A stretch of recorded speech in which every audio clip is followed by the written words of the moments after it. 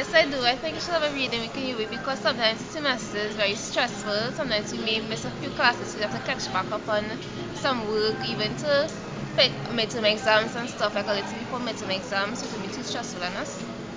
Yes, because I've heard students and a lot of my friends complaining about having to write up labs up until next week, which is when exams start, and they're not getting sufficient time to finish that and then continue with their studying. So I think just for not just for their sake, but I mean, who wouldn't want an extra week to study? Really?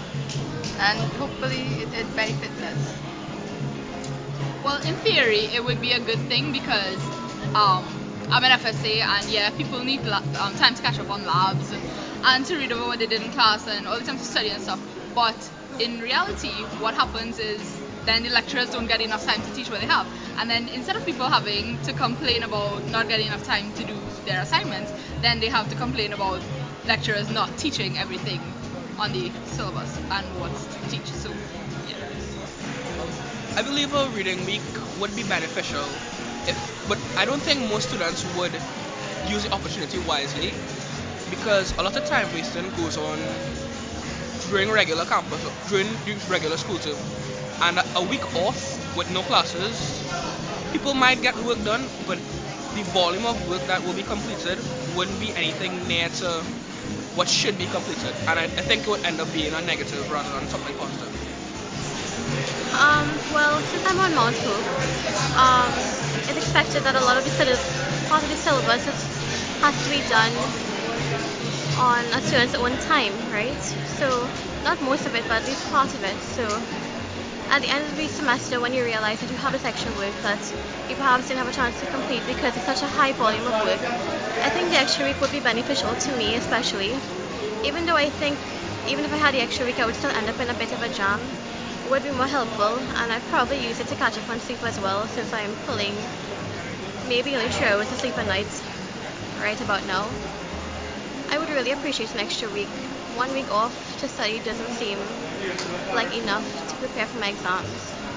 Well, I think it's a good idea, but I think it just encourage more wastage of time because people would really just use the opportunity as to go and drink alcohol and stuff, like they usually do. It'd be like a week of holidays, basically.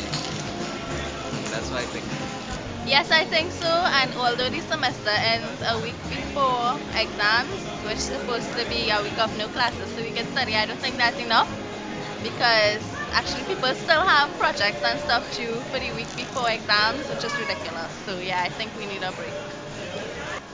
No, I don't think so because you just waste time. Like real waste time. Yeah, play cards.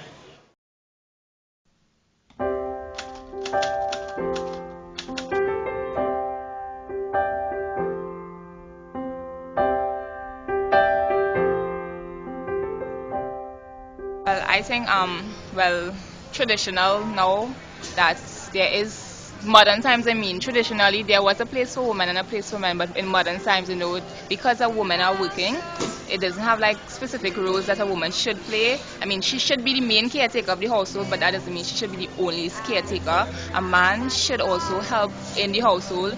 I think like unless the woman is a full-time housewife, then probably, and the man is a full-time worker working outside the home, then probably there would be a role for them to play in terms of she takes care of the home and the kids and he brings in the money. No, I don't think so. I think the world is really activities is designed for both men and women. Long ago there exists separation because of culture and religion, but now as the world moves into more acceptance, I think both men and women can share the same views and same things in the world.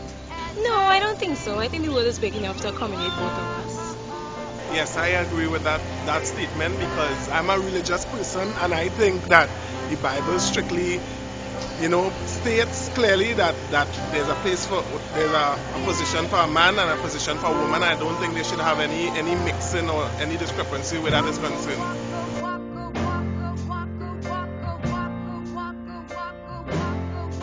More or less, I would say, but it's their nature, so I have no contention where that is concerned. No, long ago they were, but maybe long ago, but now no. I think in fact women are much more dominant than men now.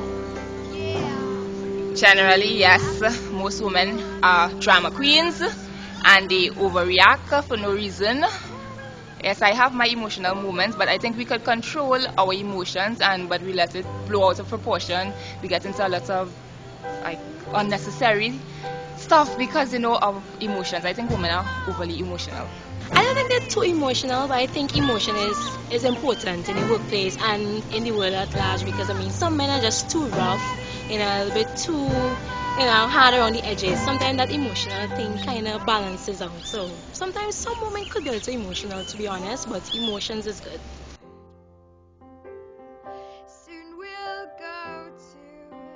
In terms of the masculine woman, I don't think they would. It depends on the level of masculinity because some men are attracted to women who are muscular and in that sense like athletic and stuff. So it depends on how muscular the person is and their attitude. I think masculine women aren't as ostracized by the male community. Probably by more of the female community might look at a masculine woman funny. But in terms of the feminine men, then yes, they are definitely ostracized by both sectors. The majority of feminine guys get called lots of tasteful names. So yes, they are ostracized, the men. I would like to say yes. However, we live in a society that have sanctions, and our society don't countenance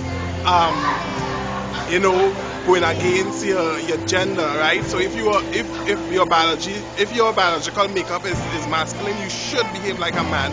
If your biological makeup is female, then you should behave like a female. So if you go against that, well then they have sanctions, which is ridicule, gossip, ostracism. So I would have to say yes, it is so, but I have no problem with it because that is the way people would know their boundaries. Yes, I think so. And that's because society not understanding people having different perception, people having different characteristics. Because it's often assumed that a man should be masculine and a woman should be feminine, but it may not necessarily be so. For instance, a woman working in an oil rig has to be very much masculine if she's a manager. I think they are, but if it's right or wrong, I don't know. Because I mean, it's your makeup. I don't think some people could change the way that they are. And if you like somebody or if you want to be around them, you should take them for who they are. So even if they're masculine, a little bit too feminine, you should accept them for who they are, I think. So.